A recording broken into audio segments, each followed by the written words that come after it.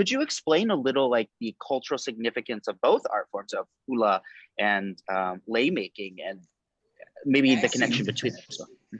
the connection between the lei and hula, it goes back to legends, and and there's different gods for different things. Especially in the lei, is that there are gods of hula, which is the god Laka, or the goddess Kapo, and they're like the god of the green forest is Laka. So when you graduate, when you're in the halal, in the old days, they would have a kuahu, which is like an altar, and certain plants for that halal would be on the altar. They have different significances, like koa is for strength,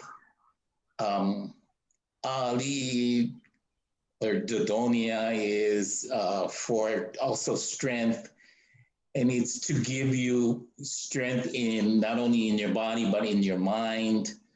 Lehua is for growth, and there's different significance. Like you'll have some people have pili grass to be, or you'll have how, which is how is used to bind, and pili means to be close together.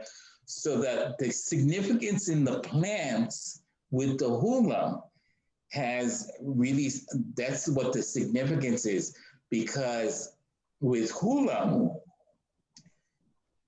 you try to match, when you graduate, you try to make sure that certain people have certain plants in your graduation, because they might be like weak-minded, so they get certain plants in their altars so that they themselves will get stronger, like koa and stuff like that.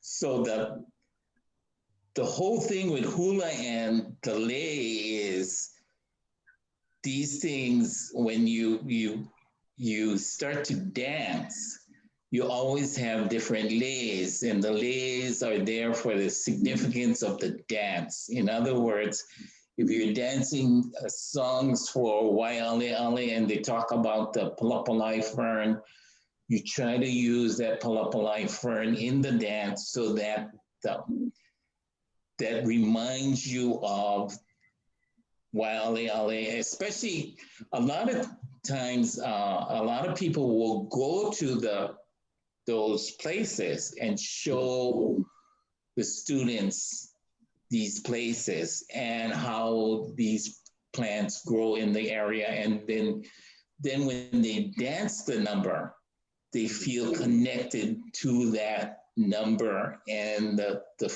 plant itself. So the plant becomes part of them in their hula. Wow.